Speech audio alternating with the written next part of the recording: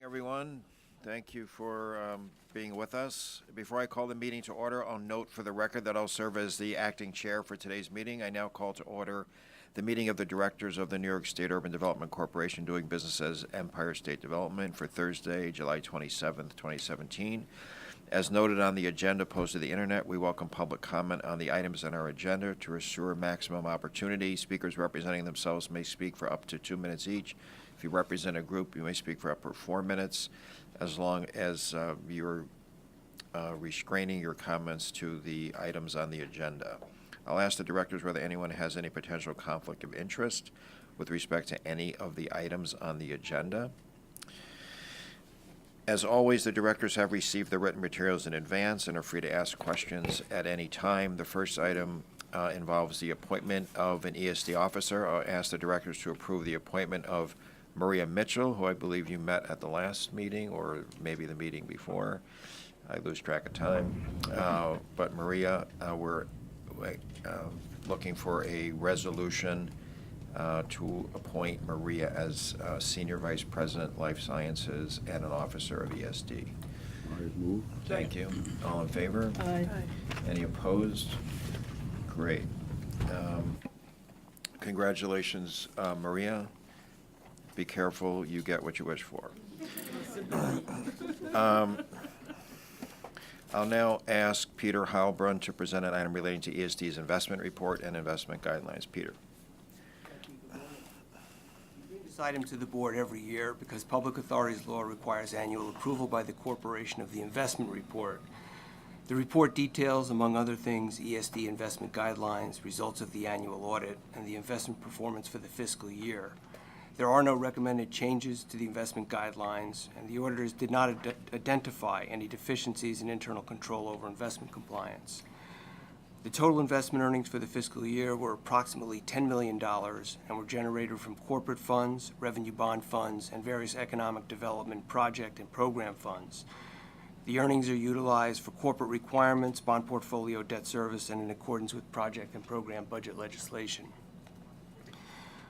Of the total investment transactions executed during the fiscal year, bids by MWBE firms resulted in 24% of the transactions being placed with those firms. ESD's portfolio structure reflects our focus on, in order of priority, 1, preservation of capital, 2, providing liquidity to accommodate numerous funding obligations, and 3, return on investment. We've seen a very low interest rate environment over the last several years, and that, combined with conservative investment guidelines, has produced a portfolio with a short average maturity. Specifically for the fiscal year, the portfolio had an average maturity of 95 days with average investments of $2 billion. And the average weighted yield for the fiscal year was 0.48%. And as a benchmark for the fiscal year, the average yield for U.S. Treasury bills with a 3-month maturity was 0.37%, and for U.S. agency discount notes was 0.41%. And just to let you know where we are currently, the yield on the ESD portfolio as of the end of June was 0.87%. The attached report provides detailed information. Thank you. Are there any questions for Peter on this item on investment guidelines? Is there anything different about this, Peter, than previous years, or anything different that applies to any other agencies or authorities? No, not really. There's no real differences. Okay. Is there a motion to approve? Move. Second. Thank you. All in favor? Aye. Any opposed? No. Thank you. I'm sorry, I should ask, is there any comment from the public on this item? Okay. Thank you very much. Thank you, Peter. Maria Mitchell will present an item relating to the creation of the Life Sciences Capital Assistance Program. Maria. Okay, good morning. Thank you. And today we'll be asking you to approve the first component of our Life Science Initiative, which is the capital assistance component. And this program will provide for grants and loans for capital and programmatic initiatives to incentivize companies to remain in New York and grow in New York. And other components will be brought to you in the coming months. This part of the program is designed to very quickly address some of the major barriers to startup life science companies, such as incubator space, workforce development, and others. And while we're working on these initiatives, we will simultaneously be assessing longer-term strategies on how to capitalize on synergies across New York State. Just some background. Again, Governor Cuomo announced a $620 million initiative to build up the life science companies in New York, and that passed in the budget this past April.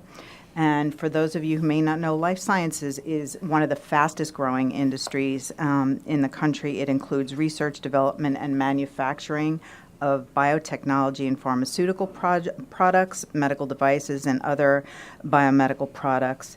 And if I can say, this is an incredibly exciting time in the life science industries. In addition to the economic development opportunities and growth, I think we all hear on the news every day about the cutting edge cures related to cancer, personalized medicine. And so this is truly a great time for the industry, and I think a great time for us to be getting into it in the way that we are. And obviously now affords New York the opportunity to become the leader in life sciences because we have been lagging, and we have to work aggressively to catch up with our neighbors in Massachusetts in particular and California. As an example, Massachusetts invested $1 billion over the last 10 years in this industry, but they have, as a result, seen a 37% growth in the industry over that same time period, and last year alone added 2,500 jobs in life sciences. California last year saw $148 billion in life science revenue alone, so our opportunity really is tremendous. We can compete. We, as you know, have a very strong academic foundation in our wealth of medical schools and other institutions. We have a great research pipeline and the beginnings of several really great clusters of life sciences in New York, along with the other ingredients that go into creating the industry, such as the leading banking and financial industries. So it's with that background that today we're presenting guidelines for the capital assistance component of this initiative. They're fairly broad guidelines addressing some of the most pressing needs at the outset of starting up companies in New York. So these guidelines will cover costs for new construction and renovation of lab space, and you'll hear about one of our first initiatives this morning from Jeff Januszewski. Things like workforce development, CEO entrepreneurship programs, which is something that's really kept New York behind. Programs to develop and stimulate life science company growth, such as bioaccelerators, working capital, and feasibility and strategic planning studies. And to ensure that the investments that we make are really benefiting this industry, we've asked for evaluation metrics that signify real growth in the industry, things like new numbers of new companies started, how they will contribute to that, new patents in the life science industry, expansion of commercial lab space, new life science jobs, and additional venture capital to New York. We will be accepting applications on a rolling basis throughout the year. And again, this is to address the very most pressing needs and things we can act on right away. And we're concurrently exploring long-term strategies such as venture capital, academic medical center labs, and other kinds of strategic initiatives. And we'll be back to you with additions to the guidelines as we go through those programs. And Okay, sorry, yeah, questions? One thing, you kind of alluded to this, but what do you see as the connection between this program and the hospitals and the medical schools? Do you have a sense of how, or if they will relate to each other, and how that whole thing might fit together? yeah. If it does, I don't know. Sure. Just again, I spent the last 16 years in particular in my career running a consortium of the medical schools and academic health research centers. So I was on the other side of the industry and helping to move and working with the private sector to grow the industry.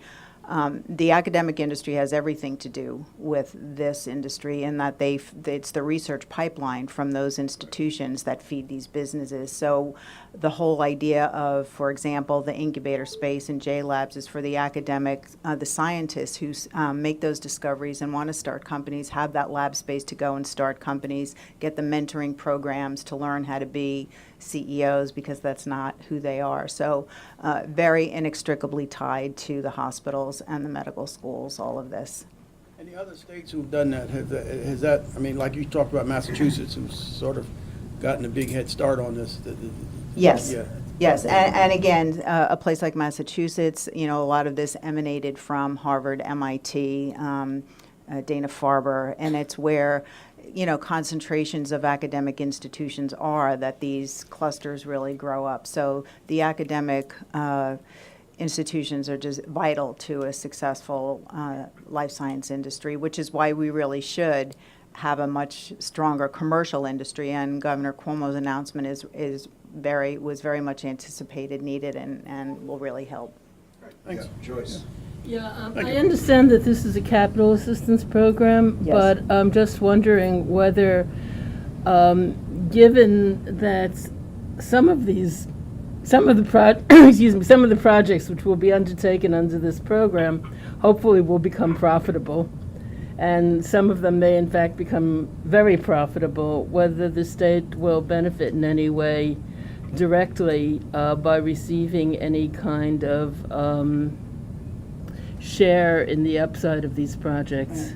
On this part of the program in particular, I think one of our major concern is that companies that start here remain and grow in New York. So we're looking for an economic development advantage for the state. So for example, as I described in my earlier life, it's a well-known fact that when scientists in New York would start companies, they would move out of New York and go to places like California and Massachusetts. So in these, because first of all, there's a little bit different reason in Massachusetts and California, but they have been growing a commercial sector for a much longer period of time than New York. New York was much more of a traditional scientific community with focuses on publishing and Nobel Prize kinds of activities, which are certainly very laudable, but they don't necessarily add to the commercial industry. So we had a bigger strength in basic sciences.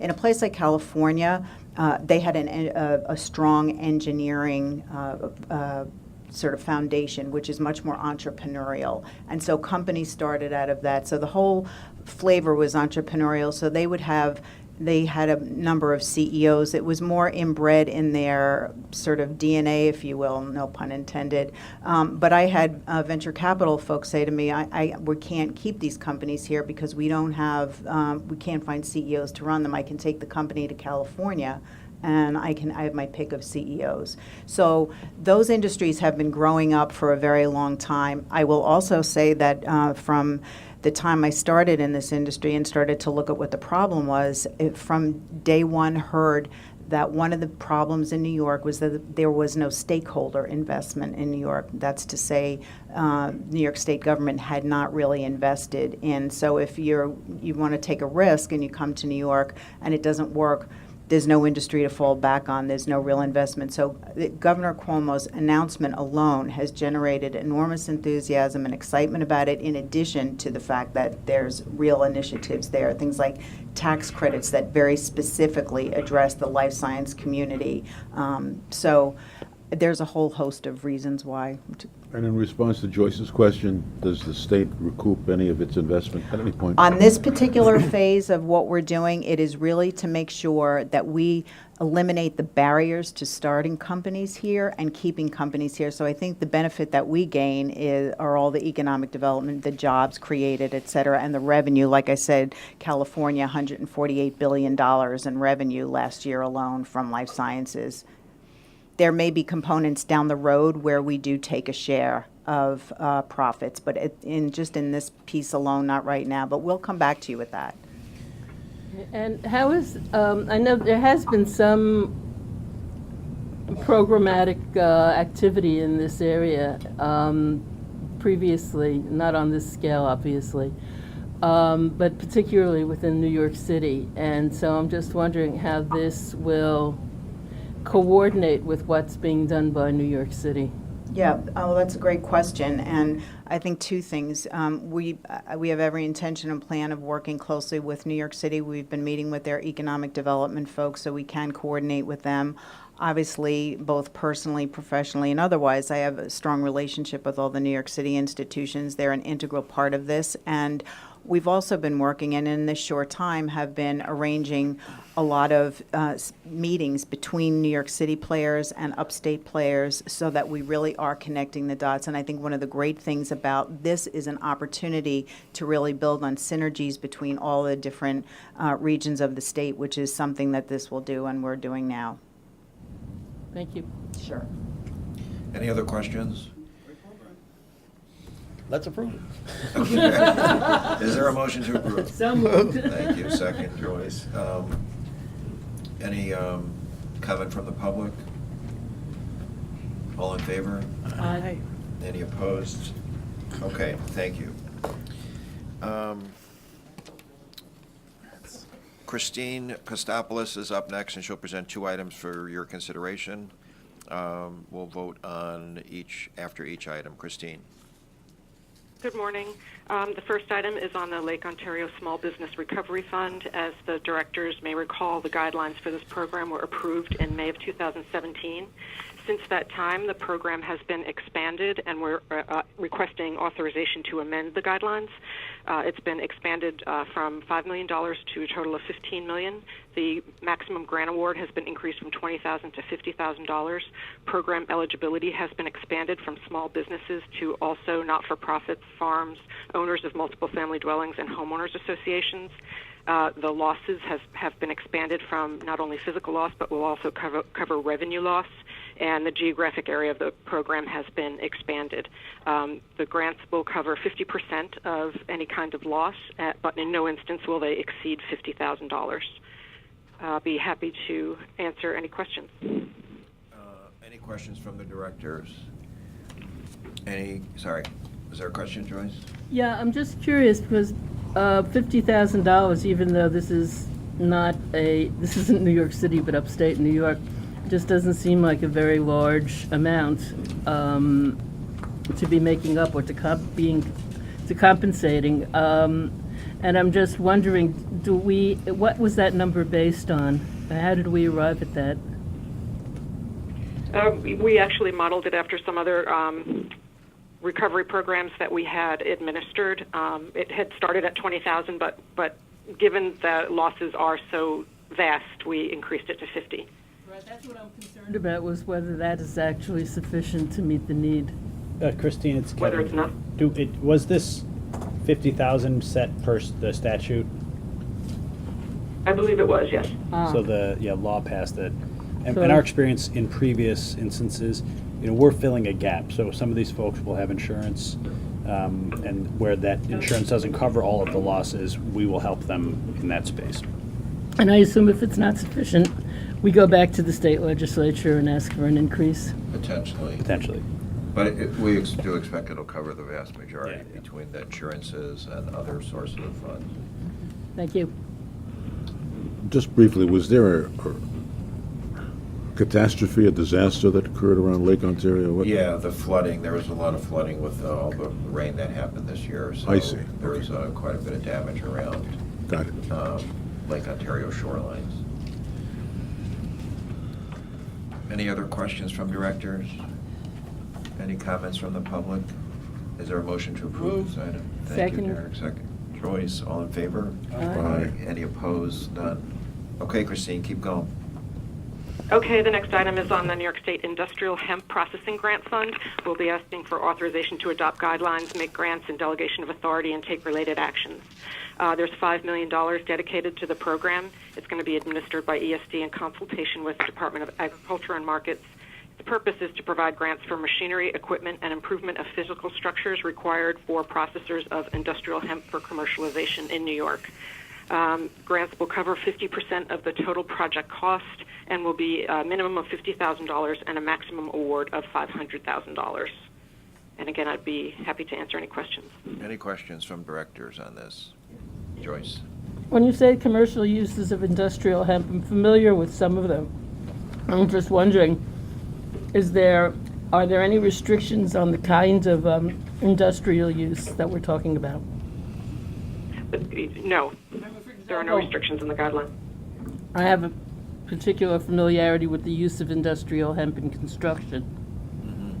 And In construction? In construction, actually, yeah. There's a product called hempcrete, which they have not been able to manufacture in New York easily, and because the hemp has to have been imported from Canada.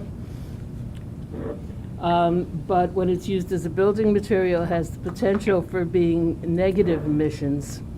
In other words, it reduces emissions Yeah. when it's used instead of conventional concrete in construction.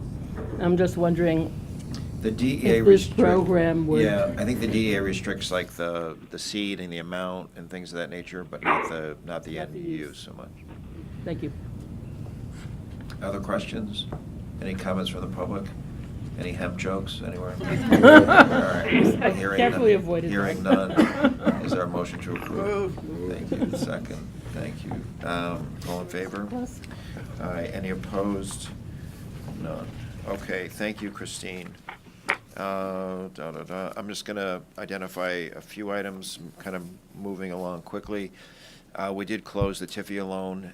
Congratulations to the team, finance, legal, Moynihan, everyone involved. I know this was a Herculean effort, 2.81%, $526 million.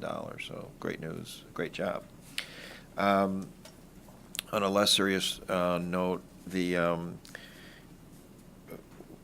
we had the Adirondack Challenge, which was great. We always shine a spotlight on tourism in the Adirondacks.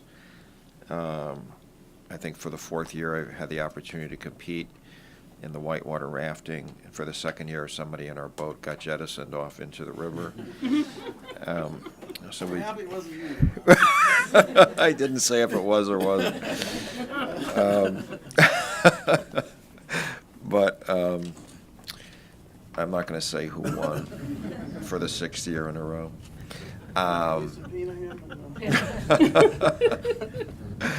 But it was good fun. We had some good economic development announcements over the last month, particularly related to the dairy industry upstate.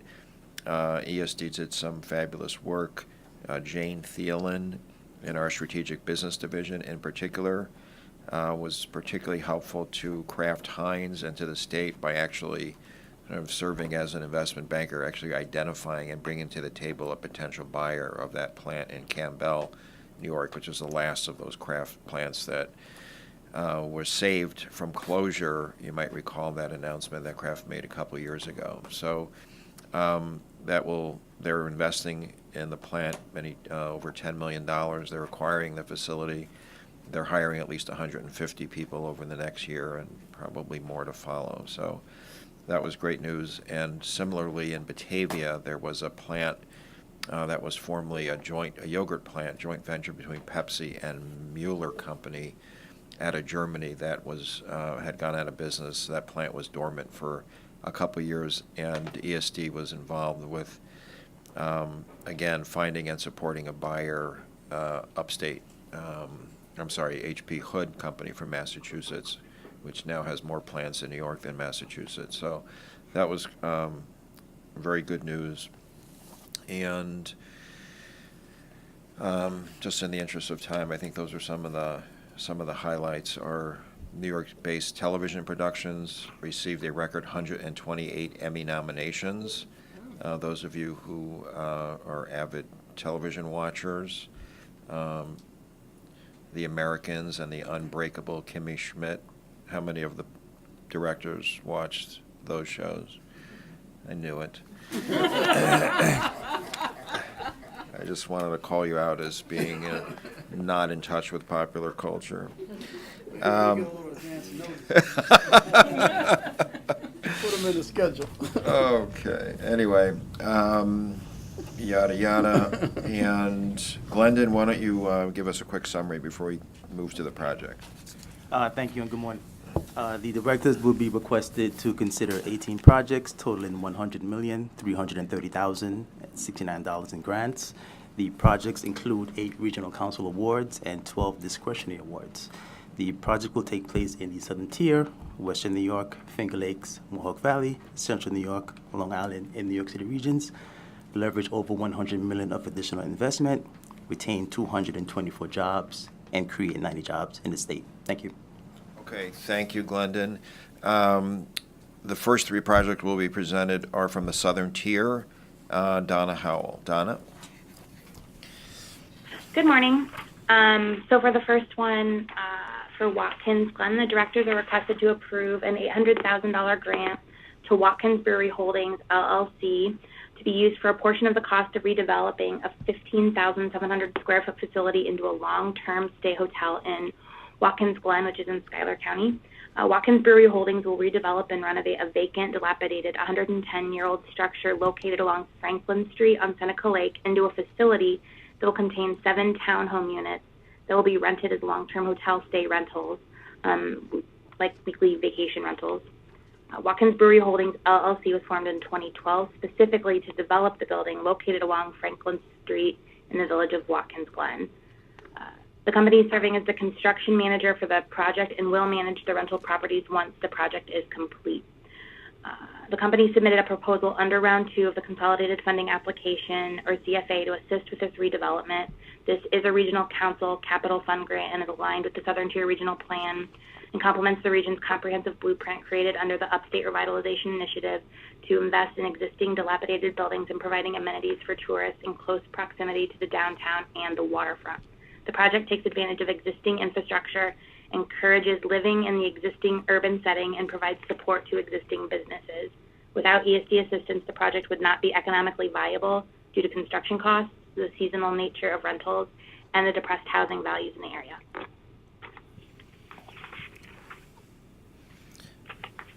And I'd be happy to answer any questions. You have some more projects, Donna? Yep. All right, why don't you run through the balance of the projects that you have? All right, so the next one is Flex Tech Alliance Capital, and we actually have some guests joining us on the phone from Binghamton University to represent the project on behalf of the school as well. The directors are requested to approve a $20 million grant to the Research Foundation for the State University of New York on behalf of Binghamton University to be used for a portion of the cost of construction, renovations, the purchase of machinery and equipment, and operating costs to create a New York node in the new Next Flex Flexible Hybrid Electronics Manufacturing Innovation Institute. The institute is part of the National Network for Manufacturing Innovation, or NNMI, which is an initiative to support advanced manufacturing in the U.S. The grant would be the first allocation from the Southern Tier's $500 million Upstate Revitalization Initiative Award and matches a federal National Manufacturing Innovation Institute Award from the U.S. Department of Defense. The project includes the retrofitting of space in the former IBM facility in Endicott in Broome County and will support innovations in the advanced manufacturing sector and then transfer advancements in the field of flexible electronics from the lab to the commercial market. Binghamton University will work with New York State companies including Corning, i3 Electronics, General Electric, BAE Systems, and Lockheed Martin to develop, manufacture, and then transfer advancements in the field of flexible electronics from the lab to the commercial market. This is an Upstate Revitalization, or URI, Round 1 grant and is aligned with the Southern Tier Regional Plan and complements the region's comprehensive blueprint created under the URI to invest in research and innovation in the advanced manufacturing industry. Through the research projects and technology transfer efforts, there is an expectation of sustained job creation with the various industry partners. Without ESD assistance, the project would not move forward. Finally, our final project is the Cornell Industrial Hemp Working Capital. The directors are requested to approve a $900,000 grant to Cornell University to be used for the cost of conducting research on the viability of industrial-grade hemp as a marketable commodity in New York State, which includes the cost of purchasing industrial hemp seed and contracting with farmers to plant, cultivate, and harvest industrial hemp on up to 1,700 acres of farmland in the southern tier and surrounding regions. Cornell will also provide an analysis and report on the economic viability following. Cornell is a privately endowed research partner of the State University of New York. Cornell seeks to support research and development in industrial hemp production in order to minimize the risks faced by state farmers and increase grower participation in industrial hemp production, which will stimulate and strengthen New York State's agricultural economy. The agricultural trials will provide vital information on the cost of production and the economic potential of industrial-grade hemp. New York is poised to become a major producer of industrial hemp, which supports products such as healthy hemp seed oil, environmentally sustainable packaging, naturally based cosmetics and fiber for textiles, insulation, and other uses. I think as was mentioned earlier in the meeting. The project will help expand the region's agricultural economy through research and development in a tradable, export-based industry, and is designed to meet the continual need for agricultural innovation in New York State. This is an Empire State Development Fund competitiveness improvement program working capital grant, and it's aligned with the Southern Tier Regional Plan and complements the region's comprehensive blueprint created under the Upstate Revitalization Initiative to invest in agriculture as one of the 4 key pillars of our regional economy. This project is on a fast track, and ESD board approval is needed to take advantage of the upcoming growing cycle. The project is proposed to begin immediately, and the estimated completion is in December of this year, of 2017. The proposed project is unlikely to occur without ESD assistance, given the timing to acquire the DEA-regulated seeds and cover the cost of production. Cornell will utilize its DEA permit and research capacity to assist. Okay, let's, we've got an eclectic mix, the brewery, hemp, and flex electronics. We have a couple of guests, Lisa Gilroy, Mark Pollux. Do you want to just talk for a moment about flexible electronics and kind of what the essence of it is in a minute or less? Yes, this is Mark Pollux. So we have had a long legacy in developing electronics on flexible substrates that can go into things like medical devices, for example, catheter devices that go inside the heart, emit ultrasound, and then collect the images to form actual profiles of what's inside the body, plaque buildup is. So the government was attracted by this and asked us to participate in this project, which is funded in part and requires matching funds from the federal government. This is a Department of Defense project. So we work with our industrial partners throughout the state to basically bring early technologies across the Valley of Death and into the place where they can then be manufactured and developed further into products. So this is a great opportunity for the Southern Tier to build on its packaging, electronics packaging background, which of course is very important from our history, from the IBM perspective, and to the current day with Lockheed Martin, BAE, and Universal here. Thank you. Joyce. Could you just explain a little bit about what flexible electronics is? Not only am I unfamiliar with popular culture, I'm also... Many of our devices that we hold are rigid. This looks at taking the rigid out of the electronics and putting it into things that resemble more like Band-Aids. Right, human So sensors. imagine in a future going to CVS and buying a box of Band-Aid-like strips, which could be worn on your body, which could absorb perspiration, perform basic analysis, and report back to a node, a Wi-Fi node in your house, to your healthcare provider that your medicine is on track or your dosage needs to be adjusted. It is also of interest, for example, for GE to assemble patients when they are admitted to the hospital with a device that will monitor their vitals and potentially the perspiration and other non-invasive fluids, and determine the status of the patient throughout their healthcare cycle. These devices would be light, comfortable to wear, require low power, and not have any kinds of wires, so the patient would be free to move around without being tethered to a bed, to a bedside unit. So these are some innovations that we're looking to take forward to the future. Would it be able to assess if I had maybe more wine after work than I should have? Oh, you wouldn't do Of course, we can detect that easily. Well, that gives us pause for concern. All right, are there any other questions from directors regarding flexible technology or any of the projects that Donna has summarized? Well, there was no talk of how many jobs are being created in any of these. Did I miss this, or? I believe in the materials, generally we provide more detailed information. Hemp was, is an agricultural enabler, so some of it is research and some of it is early planning. Flex Tech is, I'm not sure how many jobs are at the university associated with this, but obviously it's kind of early stage innovation type of investments with partner companies. Right. Some of them are southern tier businesses, so I think I don't know if anyone on the phone can speak specifically to that, either job. We'll run that. It's estimated that up to 200 academic and private sector jobs will be created, and up to 1,000 new jobs indirectly over the 5 years of the Flex Tech Alliance program. Okay. Joyce.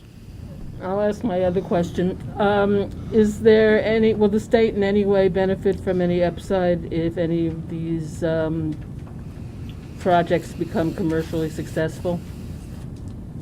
Again, this would be more in the realm of economic development, innovation, startup businesses, new products, company growth, but these aren't venture investments. I would say the only time we have More basic research?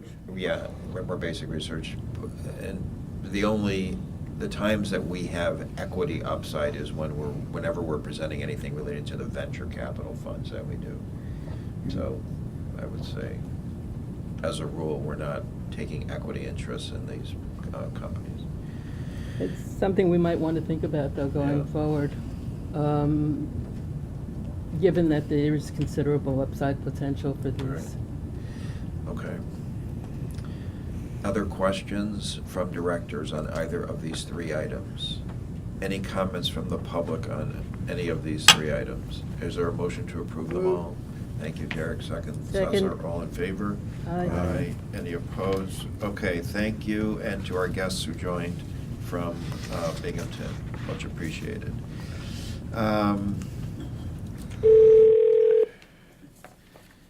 Hello. All right, Barry Greenspan, are you with us to present Wyandanch Rising from Long Island? I am. Good morning, Howard. Good morning, directors. The directors are asked to approve 2 regional council capital grants totaling $4.8 million to the town of Babylon to support the Wyandanch Rising project.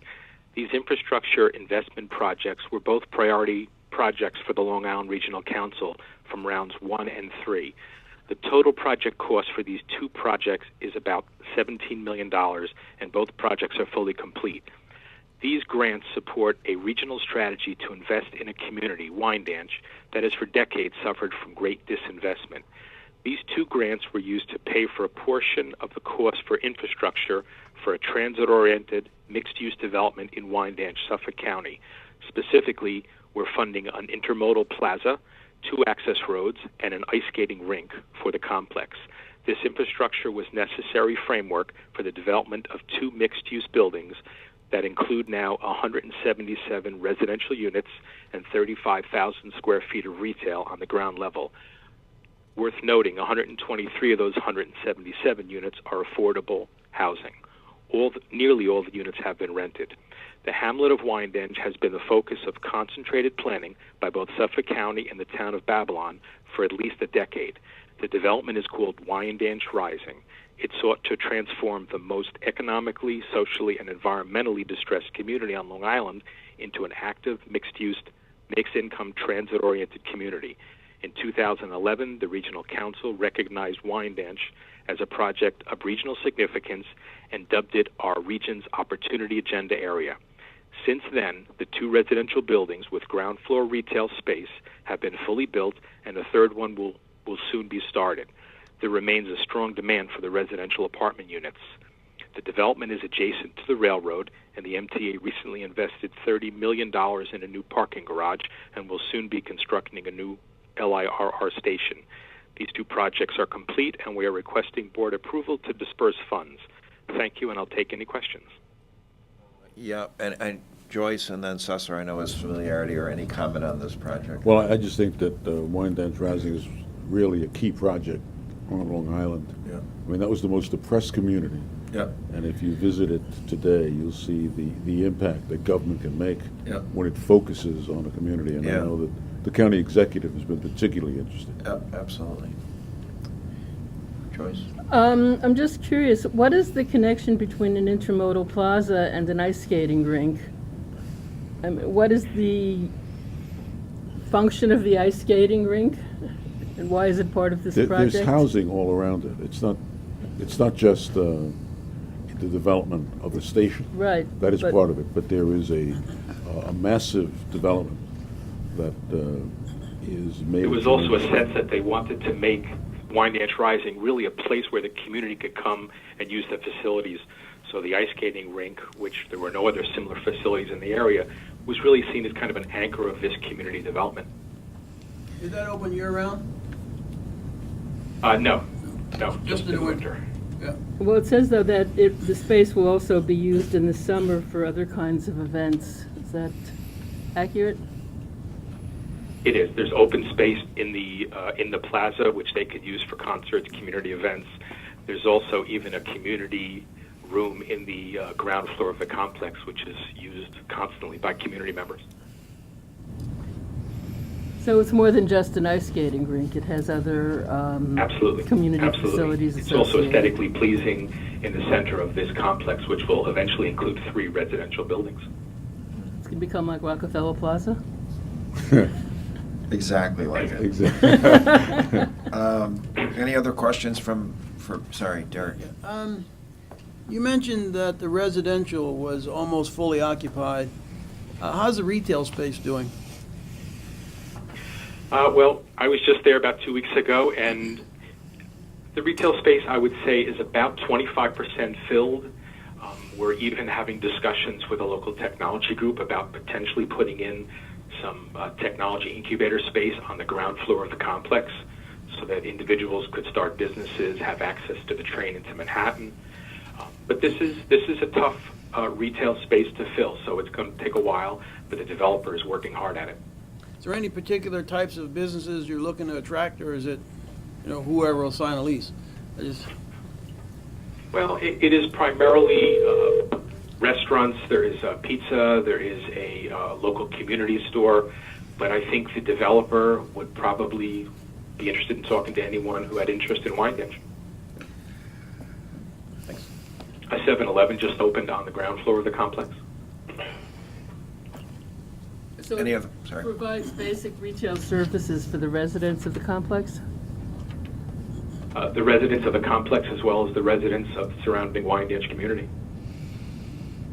Any other questions from directors? Comments from the public on this item? Is there a motion to approve? Derek, second. Cesar, thank you. All in favor? Aye. Aye. Any opposed? None. Thank you, Barry. Jim Pfeil is up next, and he has 2 Central New York items. Jim. Good morning. Today I'll be presenting 2 items for the directors to approve. The first is Knowles Casanova Inc. To approve a $500,000 capital grant on a $7 million project. This was a regional council priority project in round 2. The project is complete and is ready for its first disbursement. This project involved relocating an existing operations from Maryland to New York, which also included renovations, the purchase of machinery and equipment. It led to the addition of 60 jobs on top of the current 156 jobs that is located in Casanova, New York, which is about 10 miles east of Syracuse. All goals have been hit, and they are ready for their disbursement. The second project is the Camillus Mills Holding Company. This is a $500,000 capital grant on a $9 million project to renovate and rehabilitate the former Camillus Cutlery facility in Camillus, which is about 10 miles west of Syracuse, into a mixed-use residential and office space facility. This project is targeted to be complete this fall and is ready for its first disbursement. This was a facility that Camillus Cutlery actually used to make the Swiss Army knives, and was a key employer in the village of Camillus and has been vacant for over 20 years. So this is a nice revitalization project for this community. And I would be glad to take any questions on either project. All right, we've got two projects, Dielectric Labs and Camillus Mixed Use. Any questions from the directors on this? Any comment from the public? Is there a motion to approve these items? So moved. Thank you. Is there a second? Thank you, Cesar. All in favor? Aye. Any opposed? None. Okay, thank you, Jim. Appreciate it. Joe Taswell, I think we've got 4 projects. Joe, you're presenting 2, right? Loretta Bine is presenting New York Stem Cell, and Jeff is presenting the Genome Center with J Labs. Joe. Great, thank you, and good morning. The directors are being asked to approve a $1.632 million grant to be used for $2.3 million in design and engineering costs in connection with the creation of a green market regional food hub. The grantee for this project is the Council on the Environment of New York City, founded in 1970, which does business as Grow NYC. The project was designated as a priority by the New York City Regional Council in 2016. The Green Market Regional Food Hub, announced by the governor last August, will be a 75,000 square foot facility located on a 135,000 square foot site in the Hunts Point section of the Bronx.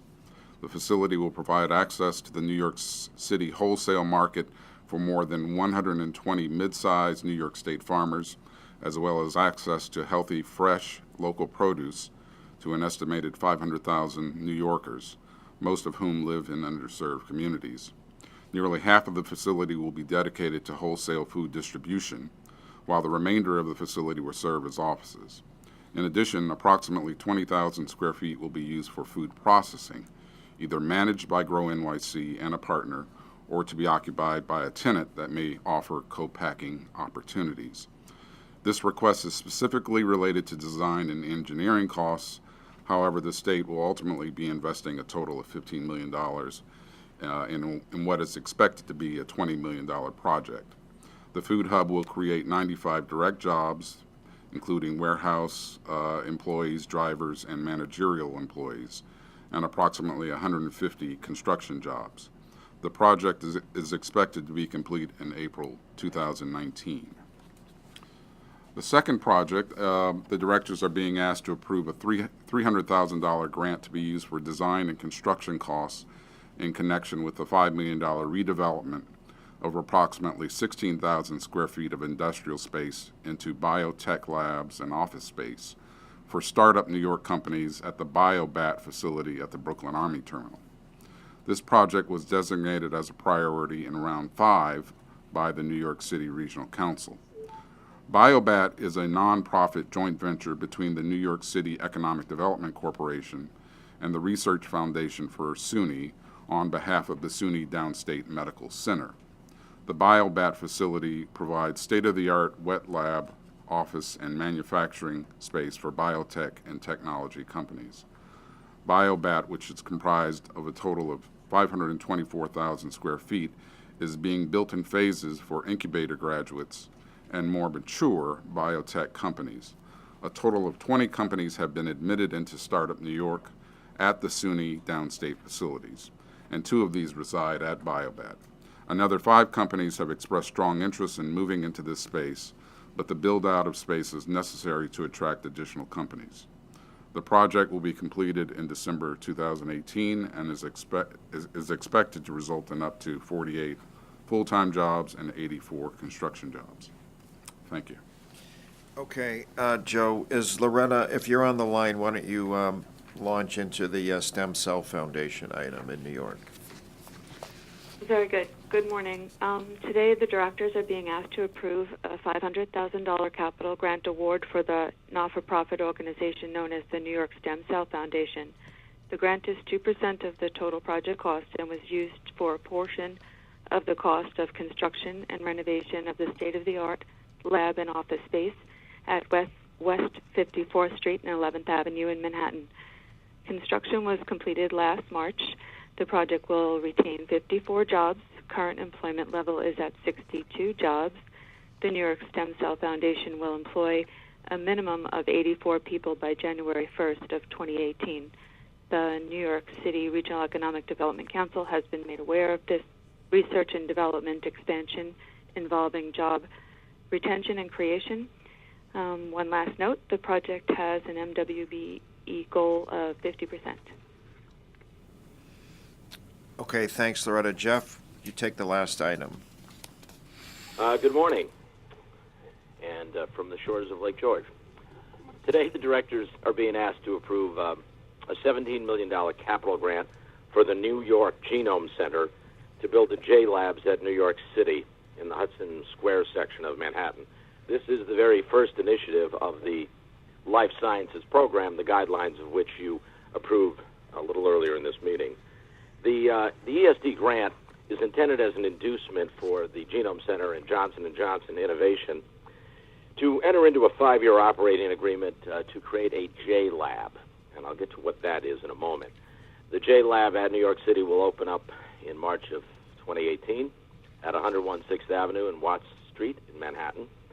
So the project itself, the grantee will renovate and equip 30,000 square feet of the Genome Center's core research facilities and create shared administrative space for up to 30 emerging life science companies. This will include expandable and modular dry and wet labs, installation of specialized scientific instrumentation equipment, and high-tech offices and meeting spaces, and furniture and fixtures. Now, what is a J Lab? Well, these started in San Diego 5 years ago. There are 7 now, and probably to nobody's surprise, a couple in the Bay Area of California, a couple in the Boston area, one down in Houston, and the most recent in Toronto. The goal of J Labs by Johnson & Johnson is to support early-stage innovators to ultimately benefit the life science ecosystem overall. They've got 150 portfolio companies at this point. They lease the space in a very affordable manner to these companies. For example, $1,000 per month for a bench and a desk to emerging companies, and there are no strings attached. They do not take any of the intellectual property, and so they provide core research labs filled with the right equipment. They introduce resident companies to investors. They give them mentoring from J&J executives. They hold programming, educational programming on commercialization of technology and how to get investment capital. It's truly a very supportive environment, a very important contribution to the ecosystem. They also have one very interesting feature called the Quick Fire Challenge, and this is where some companies who have a very notable proposal to address a healthcare problem will be given an opportunity to access these facilities for free, and that Quick Fire Challenge for New York City has already begun. 12 companies are already in the application process. So a very important contribution to the ecosystem of New York. The comment was made earlier, why do scientists leave New York City? One of the reasons, I think, is that when it comes to life sciences, despite the fact that we have quite a bit going on, it gets lost in, the giant that is New York City. If we had as much activity going on in any other city, we'd be talking about the emerging life sciences giant that's evolving. This is the kind of project that helps acknowledge that and put us on the map. Okay, thank you, Jeff. We've got 4 projects, several life science-related projects, and 1 Grow NYC project. Are there any questions from the directors or comments on any of these projects, Joyce? Yeah, I have a question about the Grow NYC project, which appears to be a wholesale distribution facility and office space, but yet among the goals of the project is to increase access to healthy local foods for underserved communities in the city. And I'm just wondering what provisions there are in this project to ensure that that goal is also being pursued. Well, I mean, the Grow NYC has a long history of working in this area. It sponsors farmers markets throughout the city. I should also mention that at the same time that the governor announced this project, there was also a discussion or a reference to the New York State Grow and Certified program for the state, which identifies and promotes New York producers who adhere to New York's food safety, environmental sustainability programs. And in fact, in this round of the consolidated funding application, there will be funding that will be made available to distribute to producers for upgrades to adhere to these. So I'm not sure if that answers your question, but I think that, Grow NYC has a long history in this area. We've wanted a wholesale farmers market in New York City for a long time, really to take advantage of the market here and bring upstate produce down. Right, no, I understand that, but I also know, and it's well known, that there is a problem with the provision of fresh foods in certain communities, and the Bronx happens to be one of those communities. So I'm just wondering if there is how this wholesale facility is linked to the provision of fresh food to these communities. Is it just through green markets, or is there other kinds of distribution programs? This wholesale facility, I assume, is designed not as a commercial wholesale facility per se, but for this purpose? Is that what it is? Well, I think it will. Again, I think the idea is that we are hopefully allowing bodega owners and small grocers and that sort of thing to be able to buy local produce at this facility, which by extension will hopefully impact the communities in the Bronx and area. But I don't know that there's anything specifically that is in our arrangement here that specifically requires this food to go to specific communities. I mean, I'm not sure if the project manager has any more to add here, but that's my understanding. The Green Market Company, which is operated by Grow New York City, its sole mission is to increase the distribution of healthy foods into communities. Right, but what I'm concerned is which communities it's being done in. For example, I know there are green markets on the west side of Manhattan. There are green my markets. understanding is that they're citywide, and they're we can probably get a list for you, but I think they're the most comprehensive provider, and they are the largest green market manager in the city, and it's not purely in Manhattan, but we can certainly follow up and get that for you. They accept SNAP. I mean, they're very much attuned, and as Joe mentioned, focused on serving a broad audience. Right. Now, I understand the need to expand the wholesale market, et cetera. But what I'm also concerned about is ensuring that this, in fact, does benefit particularly low-income communities in the city. Sure. Can I rephrase the question? How is this going to address the issue of food deserts in New York City? And I think that's what Joyce is trying to get at. Is there a direct link between the problem of food deserts and this project? Well, I should say not specifically food deserts. We've had other programs here at ESD to address the issue of food deserts. Funding that has been made available for the development of stores in food desert areas. I think, again, the gap here, as I understand it, has always been that we have not been able to bring upstate produce, locally produced product, into New York City, because of the economies of scale. They don't really allow for it. So this is at least our attempt to create that. And being that it is in Hunts Point, which of course is in an area underserved community for this sort of thing. We are hoping that this food will be available. So first, one of this is sort of, you take that in pieces, right? First, you got to get the food here, and that's what this project is about. Yes, And I understand, you're asking the next step, but what this project is focused on is creating a capacity for the food that is grown upstate to be brought here. And then the next step, which this is not this project, is to get it to the places where it. Right. Okay, that's what it is. Thank you. Yeah. Any other questions or comments from directors on any of the items of the 4 items that I think we've gone through? Are there any comments from the public on any of these 4 items? Is there a motion to approve all of them? Yes. Cesar, is there a second? Thank you, Derek. All in favor? Aye. Aye. Any opposed? No. Okay, thank you all. Let's see.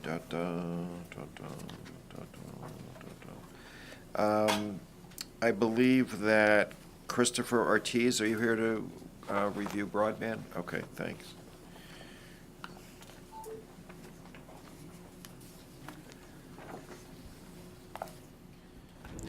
Good morning. The ESD Broadband Program Office is seeking director's approval to fund 5 projects with $48.6 million in total state grant funding through Phase 2 of the New York Broadband Program. The grant recipients are CSC Holdings, doing business as Altice USA, the Armstrong Telephone Company, and Armstrong Telecommunications. These projects represent the 3rd group of Phase 2 awards to be brought before the directors. The directors approved 11 Phase 2 projects at the June board meeting. Governor Cuomo announced the results of Phase 2 in February, $212 million in state funding in total. The companies associated with the 5 projects before the board today will provide approximately $12.6 million in private sector matching funds for a total public-private investment of $61.3 million for these projects. These 5 projects will address unserved and underserved areas across 4 REDC regions: Long Island, the Southern Tier, Western New York, and the Finger Lakes. Additionally, these 5 projects will connect approximately 17,000 total locations, including 16,000 housing units and 1,000 other units, including businesses, libraries, and other anchor institutions. Detailed descriptions of these projects have been provided to the board in connection with this meeting, and I'm happy to take any questions. Any questions for Christopher on this? Comments from the public? Is there a motion to approve? Second. Thank you. Second, Joyce. All in favor? Aye. Any opposed? None. Thanks, Christopher. Kelly Baccarizzo will present the Market New York Grant Program. Good afternoon to everybody. Market New York has 2 working capital projects from round 6 of the Regional Council Awards that we are requesting the board's approval on today. The first project is a grant of $333,750, and it has been awarded to the Baseball Hall of Fame Museum, located in the Mohawk Valley region. The project that the Baseball Hall of Fame will undertake is to improve the impact of the museum's marketing materials in an effort to target specific audiences that will directly align with I Love New York and New York State's tourism marketing, and thereby increase the visitation to the museum and the overall region. The Baseball Hall of Fame attracts nearly 300,000 visitors annually to Cooperstown and the region, and those visitors will generate more than $150 million in local spending. The Baseball Hall of Fame has estimated that with just 668 additional visitors to the Hall of Fame, as a result of this new targeted marketing strategy, New York State will see a 100% return on its investment. The second project is a grant of $300,500, and it has been awarded to the Rochester Fringe Festival, Incorporated, for the Rochester Fringe Festival 2017 special event located in the Finger Lakes region. The grantee will use the grant funds to support the development and promotion of 2 new initiatives for next year's Fringe Festival event. The first is the Fringe Erie Canal Celebration, tying in with New York State's bicentennial celebration of the Erie Canal. And the second is a new event. It is entitled the U.S. premiere of the Plasticien Volant. That's French for flying plastic. It is a group from France that creates a spectacular story using giant inflated puppets and objects. The illuminated inflatables present stories from history, mythology, and literature against the evening sky, and this new event is sure to bring a significant increase in visitation to the overall region. If anybody has any questions, I'd be happy to answer them. Any questions on either of these items, Cesar? Well, I will not ask a question about the second one. Okay. Since I'm You're going next year, aren't you? to the French one? Yeah. Yeah, of course. No, I was just going to ask generally how the Baseball Hall of Fame is doing. I got the sense you cited the number of people who are attending. Does it continue to attract as many people as it has in the past? Yes, it's my understanding that the Baseball Hall of Fame is doing really great. They're really working with not only millennials and the new generation in, not only having the museum that most of these sports, enthusiasts are interested in, but they're also upgrading their collection to a digital collection for people who may not be able to visit maybe this summer but can plan like a future visit. They're really working with the new audiences to continue to increase their visitation every year, and this particular project just goes to show that they're just keeping. Kelly, do you know if there are any 1969 Mets that are in the Hall of Fame? I was going to ask you about the Yankees. What about the Yankees? What about Tom Seaver? All right. Any other questions or comments? Any comments from the public? Is there a motion to approve? So moved. Thank you, Joyce. Is there a second? Second. Cesar, all in favor? Aye. All right. You really want the Brooklyn Dodgers, right? Thank you, Kelly. Christine Kostopoulos is up again and presenting the New York Electric Facility Cessation Mitigation Program. Christine. That's correct. And this morning we will be requesting authorization to make a grant to the town of Tonawanda pursuant to this program. As the directors may recall, the guidelines for the program were approved in April of 2016. The first grants were issued in December of 2016 in the amount of about approximately $8 million. The grants are to give the assistance to support the local governments who have lost at least 20% reduction in property tax collections due to the closure of an electric generating facility within their district. This request is for a grant in the amount of $1.782 million for the town of Tonawanda, who realized an 88% loss in property tax collection due to the Huntley Power Plant closure. And I'm happy to take any questions. Questions from the directors on this program? Comments from the public? Is there a motion to approve? Thank you, Derek. Second. Cesar. Joyce. All in favor? Aye. Any opposed? No. Thank you, Christine. Simone will present the Restore New York Communities item. Simone. Thank you. Good morning. Good morning. The directors are requested to approve $2,343,000 of a $2.5 million Restore Round 3 grant for the Village of Camillus in Onondaga County to rehabilitate 54 Genesee Street. This is a sister award to the same regional council project that Jim Fail presented earlier in the meeting. $156,500 of the $2.5 million grant was approved by the board in 2010 to transform 55 Genesee Street, a vacant commercial building located across the street, into a restaurant. This project was completed in 2011 and funds were fully dispersed. 54 Genesee Street, the former 100-year-old Camillus Cutlery Factory, and the subject of today's request for approval, shut down in 2007 due to overseas competition, weakening the village's economic health. In 2013, a fire destroyed the former factory, stalling the project, which had to be revamped with a new design plan and developer in 2014.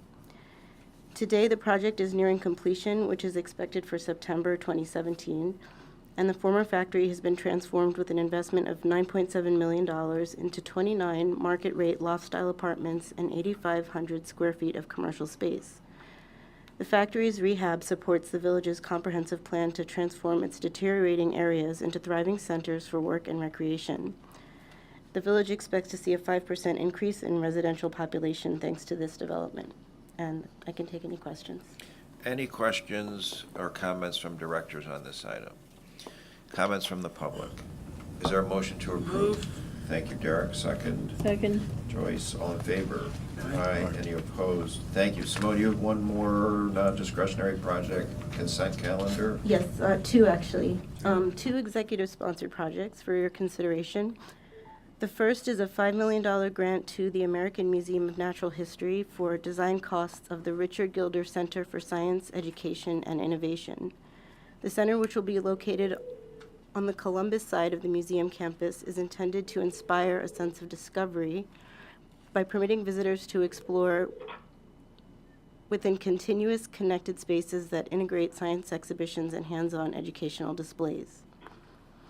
A total of 245,000 square feet of new construction and renovations will be integrated into the existing museum complex. The overall construction project is expected to total $340 million, with the center becoming operational in 2021.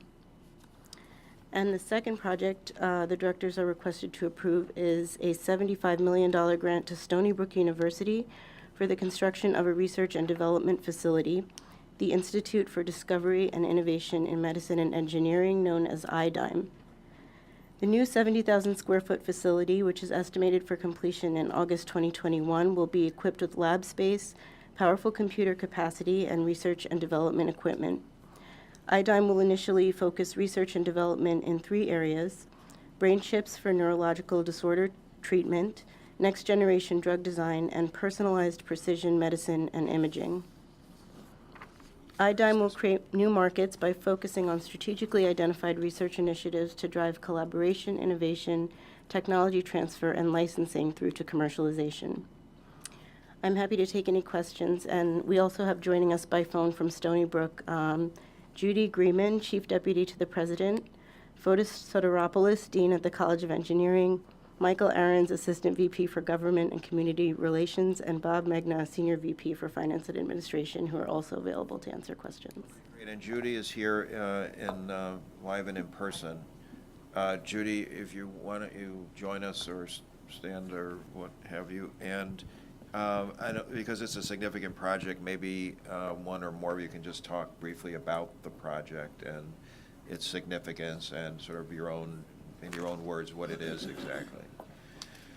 So in many ways, I go back to the very first moment of this meeting, because it was a conversation about the life sciences and the integration between academics and the private sector.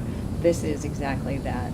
This is really taking the rich, deep academic research that we have, including data analytics, and connecting it with the private sector. And so the expectation is that these projects will really drive development of new markets, for example, brain chips, and that it will serve as a magnet for Long Island. So we have committed to a 2-to-1 match, but our goal is actually probably a 3-to-1 match, and Bob Magnus just choked probably on the phone, but that is our goal. We also expect that there will be jobs that go well beyond the jobs that are listed in here, because there will be the development of new markets.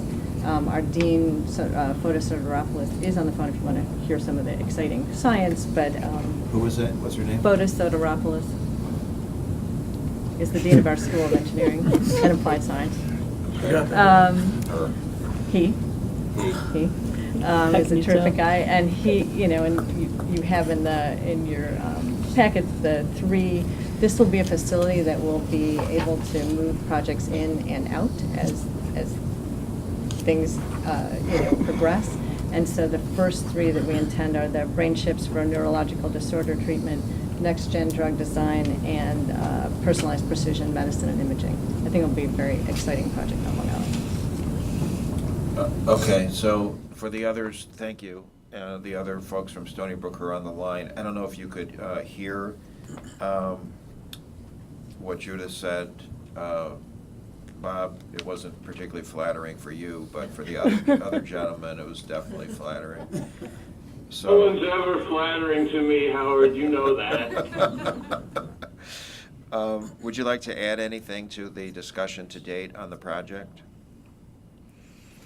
I would only add a small piece. I think Judy touched it, but I couldn't really hear very well.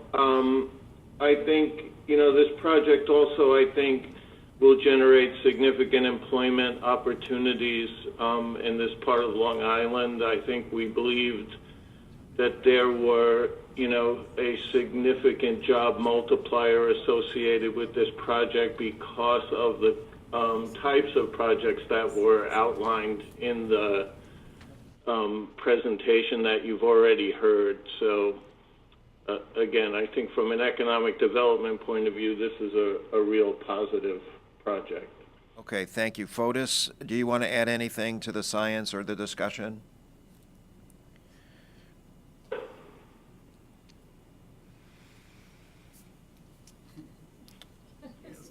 Okay.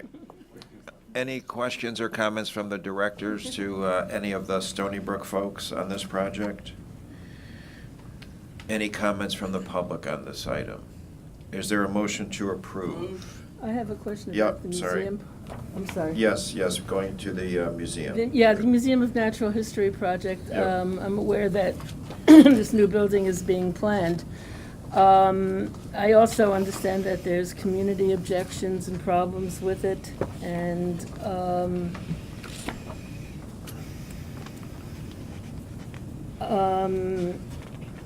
I take it our part in this is more passive than active in terms of having anything to do with the construction of the project itself. In other words, it's the museum that's doing it.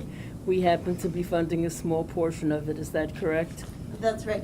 This is actually for the design component. Right. I believe there are other funds that are going to be coming to the construction portion possibly Yeah. later on. And let me ask you, just where is this in the approval process, in the community approval process? Do you know? I don't have information on that aspect of it at the moment.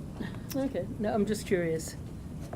Other questions or comments from directors on this non-discretionary consent calendar projects, of which we just reviewed two?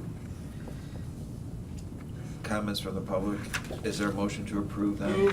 Thank you, Derek. Seconded. Cesar, all in favor? Aye. Aye. Any opposed? No. Okay, thank you all. Betty Yee will present the Entrepreneurial Assistance Program. Betty? Yes, good morning. The Entrepreneurial Assistance Program is asking the directors for approval of the continuation of 24 grants to the 24 entrepreneurial centers located throughout the New York State.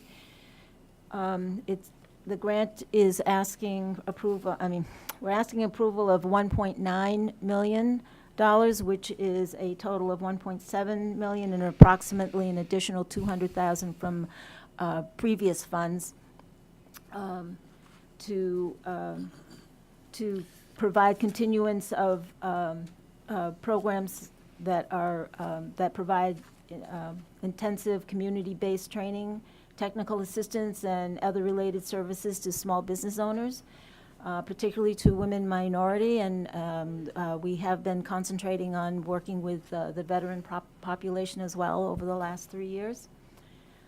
And it's especially important to the economically distressed areas where there are high levels of unemployment. We do work with the workforce, the SEAP, which is the self-employment self-employment assistance program with the State Unemployment Bureau. During the 2016, last year, the EAP provided services to over 1,600 clients who started their businesses and increased employment by 641 to help retain over 2,000 employees across the state. I welcome any questions. Okay, any questions from the directors on this entrepreneurial assistance program Betty reviewed? Let me just add that EAP's done a lot of good work with immigrant groups then. Yes, thank you. Yes, we have been working with the Office of the New Americans. We are currently in the second year of a 3-year partnership with them. Yes, I know. Thank you. Good one. That was a quiz for you, Cecily. Any other comments from directors? Any comments from the public on this? Is there a motion to approve? Move. Thank you, Derek. Is there a second? Second. Joyce, all in favor? Aye. Any opposed? Thank you, Betty. Sam Baldak will present 2 items related to the market order program. Sam. Thanks, Howard. The directors are requested to approve an onion research and development contract with Cornell University for $28,000, funded through the Onion Research and Development Program. The term for this contract is 1 year with built-in renewals for up to 5 years. Research services consist of 2 projects that will be conducted through Cornell's Department of Entomology, School of Integrative Plant Science, and Cornell Cooperative Extension Vegetable Program. Topics of research include evaluating new fungicides and identifying tools, delivery techniques, and application strategies for managing onion insect pests. The second contract the directors are also being requested to approve is a cabbage research and development contract with Cornell University for $33,796, funded through the Cabbage Research and Development Program. The term for this contract is 1 year. Again, we've built in renewals for up to 5 additional years. Research services consists of 4 projects through the same departments that were mentioned before, the Department of Entomology, School of Integrative Plant Science, and Cornell Cooperative Extension Vegetable Program. Topics of research include evaluating new herbicides and insecticides, improving the use and efficiency of nitrogen stabilizers, and mitigating black rot. And I just wanted to mention that we are building in these 5-year renewals for each of these contracts in anticipation of at least one of the research projects extending past the 1-year term. It's very common for academic projects to go past a year due to the availability of researchers, research assistants, and lab space, as well as unpredictable seasonal conditions. So by building in these renewals, ESD no longer has to execute a no-cost extension contracts in order to extend the term. Okay. Any questions for Sam on these market order program? Just a reminder, we're now talking about some items that we traditionally haven't spoken about at the ESD board because of this marriage of sorts between ag and markets and ESD on this program. It's not that we have just decided to focus on stink bugs, nitrogen, and onions. It's just, by virtue of, having assumed some role in this program. So with that, if there's any questions for Sam on these items, Joyce? Anything being done about tomatoes and the problem of deer eating them? There's actually not a market order for tomatoes, so it wouldn't be done through this program specifically. All right. Any other questions or comments from directors? Any comments from the public? Is there a motion to approve? So moved. Thank you. Second, Derek. All in favor? Aye. Thank you, Sam. Rich Newman has an administrative item which relates to a contract amendment for marketing services. Rich. Thank you, Howard. Good morning. The board is being requested to authorize an amendment to ESD's existing marketing contract with Lowen Partners Worldwide, doing business as Campbell Ewald, New York, which would extend the current 2-year contract by 1 year beginning December 1st, 2017 and ending November 30th, 2018. The contract amount will remain at $150 million, and all other contract terms will remain unchanged. ESD is the New York State entity charged with developing and implementing an overall strategy to improve New York State's image as a place for conducting business and visiting as a tourist. ESD has worked towards this goal in part through a $50 to $75 million annual marketing program geared towards enhancing New York State's image as a business-friendly and introducing business decision makers as well as potential tourists to various websites and other sources of information where they can learn more about what New York State offers. These efforts have included TV, digital and social media, print, radio, events, and out-of-home advertising. Campbell Ewald has been the spearhead of all these marketing tactics and has performed satisfactorily. The amended contract is subject to review and approval by the Office of the New York State Comptroller. So in short, the directors are being asked to amend the existing contract with Campbell Ewald to extend the existing $150 million contract by 1 year, beginning December 1st, 2017, and ending November 30th, 2018. All other terms of the contract remain the same. Okay, any questions or comments from the directors for Rich on this amendment? Any comments from the public on it? Is there a motion to approve? Thank you, Cesar. Second by Joyce. All in favor? Aye. Any opposed? None. Thank you, Rich. Michael Evans and Richard Dorado have 5 items relating to Moynihan Station. Take it away, folks. Thank you, Howard. I will start.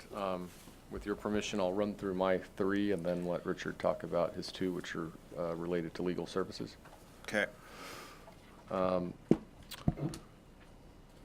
The first is with regard to integrity monitor services for the phase 2 of the project, the construction of the train hall. In conjunction with ESD legal and Julian Handler's team, we did a competitive procurement along with Javits for integrity monitor services. We have selected, our staff is recommending selecting K2 Intelligence based on both competitive pricing and scoring of the firms that submitted proposals. K2 is the successor firm. It purchased a firm called Thatcher a couple of years ago, which worked on phase 1 of the project and served the project very well in these services. They will be undertaking both overseeing the construction contractor and the developer, but also our construction management firm to ensure that the project is being undertaken with the highest ethical standards and that we are complying with all of our federal requirements and all of the state rules and other ethical standards. The contract is for the duration of the project and in fact includes a closeout period, so we'll go until December of 2021 and is in the amount of $7.7 million. It'll be funded out of the project sources that were outlined for the directors in previous approvals of the project, but specifically funds provided through the U.S. Department of Transportation TIFIA loan, as well as funding from the Port Authority and the MTA. Any questions on this item? Yeah, Joyce. Yeah, I'm just curious, because this sounds like a good idea, but I haven't seen this kind of contract previously, I believe, and I'm just wondering, is this being done at our initiative or the Port Authorities or TIFIA? In other words, how did it come about? It's being done at our initiative, and we did this on phase 1.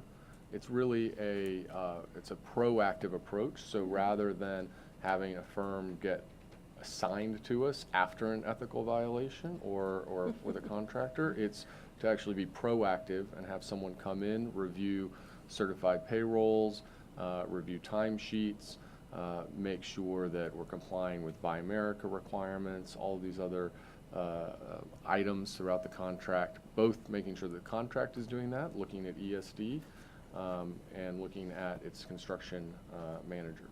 So this is proactive in terms of looking at the procedures as they're being set up as opposed to an audit, which would be retrospective after the money is spent. Correct. Okay, second. Sorry. Any other questions on this first No. item? You've got a few more, right? Yes. Next, we are amending a contract with Skidmore, Owings & Merrill the corporation has. As the directors will recall, when we entered into the commercial arrangement for phase 2 of the project, Skidmore, Owings & Merrill, their responsibility for design and construction advisory services by SOM was shifted over to our developer builder team. And so they now have a contractual relationship through the design build arrangement. But there are a handful of things that SOM still needs to be under contract with ESD for. One is final closeout of phase 1 of the project, including, we're going through a process with MTA and Amtrak at looking at how the concourse is used, kind of documenting that, making sure that we're developing best practices and making any adjustments to the wayfinding. SOM is also supporting ESD in with renderings and visual support throughout the life of the project, and also continues to support ESD and the railroads in updating the master plan for Penn Station, which they developed. So this contract amendment is for $950,000. This will be paid for outside of the $1.6 billion. This is actually going to be paid for from the remaining Farley Events revenues and some funds from the MTA. Michael. Okay. My third item is really just more of a cleanup here. As the directors approved the full transaction in the spring, that included authorization for force account costs by Amtrak. But as the directors will recall, we had an interim agreement period, where we were actually, the force account costs, the force account work by Amtrak was being done through an amendment to our Phase 1 agreement with Amtrak. Because that interim period was longer than we had originally anticipated, we have a little bit of a period that we have to account for, where we need to amend that agreement to be able to cover some of those costs, even though they are actually in the Phase 2 budget. So this is really a kind of a legal technicality, but we just wanted to make the directors aware and get authorization to do that. So we will pay for these costs through the Phase 1 agreement, and then that kind of fades away, and we're under the Phase 2 regime that was approved in the spring. Okay. Rich, why don't you take the next two, and then we'll see if anyone will circle back to all of them and see if I have any questions. Amendment. The next item is an amendment to the contract that ESD has with Orrick, Harrington, and Sutcliffe to advise us on the TIFIA financing. The work has there's been a huge amount of work done in the last month. We closed the financing last Friday, but the amount of work that's been done is extraordinary. They've done a great job. USDOT was very demanding in terms of the getting to closing, but we managed to get the closing expedited and satisfy USDOT's requirements with Orrick's help. The contract amount is proposed to be increased by $950,000. That would bring the aggregate contract to $1,900,000. The other item I have is an amendment to a contract with Jones Lang LaSalle, known also as JLL. The current contract amount is $80,000. They were originally retained to advise us with respect, again, to the TIFIA loan. Their expertise is in commercial real estate, and they were one of the firms that was acceptable to USDOT to prepare the necessary financing information and projections that were necessary to show how the revenue from the project would service the debt and provide adequate collateral for the loan. USDOT has a policy of having a loan technical advisor or lender's technical advisor come into the deal post-closing, and the borrower contracts with this advisor. However, the advisor monitors the transaction and delivers reports directly to USDOT with copies to ESD. Jones Lang LaSalle will be looking at the construction of the spaces in the Farley building, as well as the projections for operation and maintenance of those spaces, and for rental income that will come from those spaces, again connected to servicing the loan and providing collateral for the loan. The increased amount would be approximately $367,500. It'll bring the total contract to $447,500. Thank you. Okay, are there any questions or comments from directors on any of the 5 items that Michael and Richard have reviewed? Are there any comments from the public on any of these 5 items? Is there a motion to approve all of them? Thank you, Cesar. Derek, all in favor? Aye. Any opposed? No. Thank you. I think that runs through our whole agenda. Edwin, do you want to say anything? You've been quiet before we adjourn. Let's go Mets. Okay. Is there a motion to adjourn? All right, thank you all.